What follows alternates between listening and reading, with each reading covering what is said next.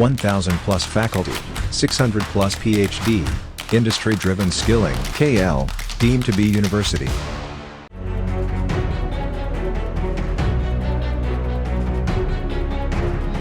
ఆధార్ ఎక్కడ పడితే అక్కడ ఇస్తున్నారా? కేవైసీ పేరుతో వేలిముద్ర వేస్తున్నారా? అయితే మీ బ్యాంక్ అకౌంట్లు ప్రమాదంలో పడ్డట్టే.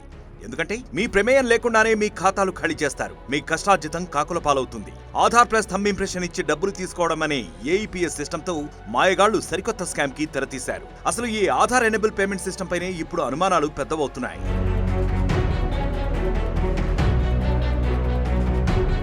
మనకి అత్యవసరంగా డబ్బులు కావాలి. బ్యాంకు ఏటీఎంకి వెళ్లేంత టైం లేదు. దగ్గరలో పోస్టాఫీస్ గానీ లేక ఆధార్ ఎనేబుల్ పేమెంట్ సిస్టంతో మనీ ఇచ్చే వాళ్ళ దగ్గరకు వెళ్లి డబ్బులు తీసుకోవచ్చు. అంటే బ్యాంకులే కొందరికి ఏఈపీఎస్ ఫ్రాంచైజీలు ఇస్తాయి. అక్కడ మనం ఆధార్ చూపించడంతో పాటు థంబ్ ఇంప్రెషన్ కూడా ఇవ్వాల్సి ఉంటుంది. అయితే మనం అవసరానికి ఇచ్చే ఈ డేటా చోరీ అవుతోంది.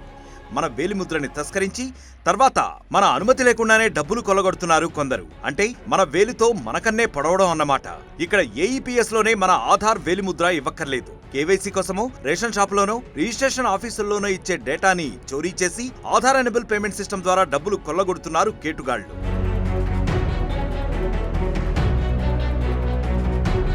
తాజాగా పెద్దపల్లి జిల్లా సుల్తానాబాద్లోని యాదవ్ నగర్ కు చెందిన బండ రాజు అనే వ్యక్తి ధాన్యం అమ్మిన డబ్బుల్ని సుల్తానాబాద్లోని ఎస్బీఐ బ్యాంకులో తన ఖాతాలో దాచుకున్నాడు. అయితే రాజుకు తెలియకుండానే ₹1,00,000 ఖాతాలో కట్టయ్యాయి. కానీ చివరి ₹10,000 కట్టయినప్పుడు వచ్చిన మెసేజ్ మాత్రమే చూశాడు. తనకి తెలియకుండా ఎలా కట్టయ్యాయని బ్యాంక్ అధికారులను నిలదీయడంతో థంబ్ వేసి నువ్వు డ్రా చేసుకున్నావన్నారట.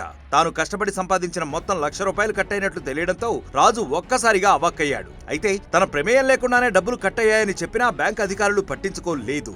సైబర్ క్రైమ్ లో కంప్లైంట్ చేసుకోవాలని చెప్పారట.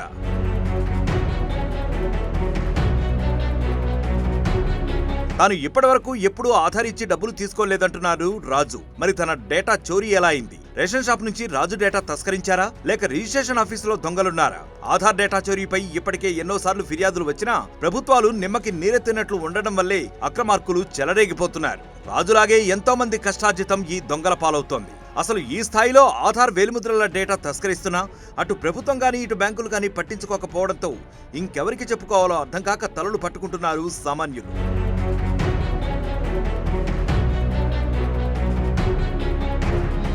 మరిన్ని వీడియోస్ కోసం ఛానల్ ని సబ్స్క్రైబ్ చేయండి. లేటెస్ట్ అప్డేట్స్ కోసం వాట్సాప్ ఛానల్ ని ఫాలో చేయండి.